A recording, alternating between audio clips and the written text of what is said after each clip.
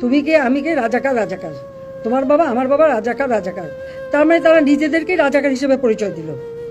আমি তো তাদের রাজাকার বলিনি। তারা নিজেরাই স্লোগান দিয়ে নিজেদেরকে রাজাকার হিসেবে পরিচিত করলো সকলের কাছে। এবং এটাই প্রতিবাদ প্রত্যেক শ্রেণী পেশার মানুষ কিন্তু করেছিল, সকলেই।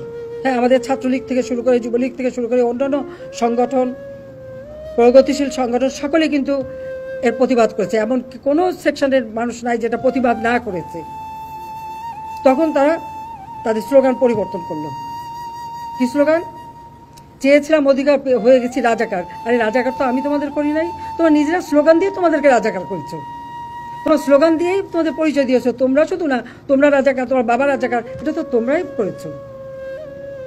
এটা কোন ধরনের কথা? একটা মানলে আরেকটা, আরেকটা মানলে আরেকটা।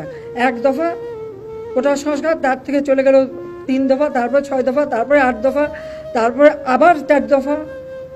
যখনই যেটা চাচ্ছে যেই দিয়ে দিই, তখন আরও একটা দফা।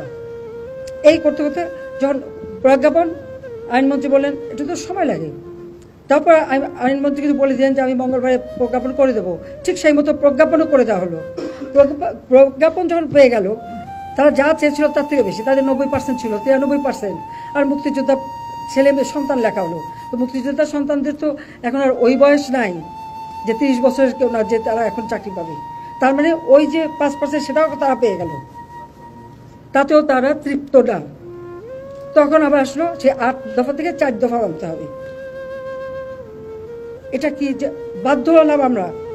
যখন চারিদিকে এভাবে আগুন, এই টেলিভিশনে যখন আগুন লাগলো, এখানে হাজার হাজার লোকের টেলিভিশন আক্রমণ করছে।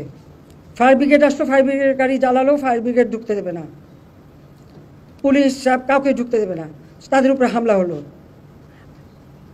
আগুন দাও দাও করে জ্বলছে, তখন আমি হেলিকপ্টারে করে পানি দিলাম যে অন্তত এইভাবে পুড়ে যাচ্ছে, সব হেলিকপ্টার থেকে পানি ছাড়ো। কারণ আমরা এরকম অগ্নি নিবারণের জন্য অনেক জায়গায়, এবং যে সমস্ত বিল্ডিংয়ে আগুন দিয়েছিল, অনেকে ছাদে যে হাহাকার করছিল, আমরা হেলিকপ্টার দিয়ে তাদেরকে উদ্ধার করেছি। সেই নারায়ণগঞ্জে কাঁচপুর থেকে নিয়ে শুরু করে বিভিন্ন জায়গায় হেলিকপ্টার দিয়ে দিয়ে কিন্তু আমরা মানুষকে উদ্ধার করে তাদের যান বাঁচিয়েছি। আর আমি এখানেও চেষ্টা করেছিলাম যে বেশি করে পানির সেটা উপর থেকে, যেন আগুনটা আরও চারিদিকে ছড়াতে না পারে।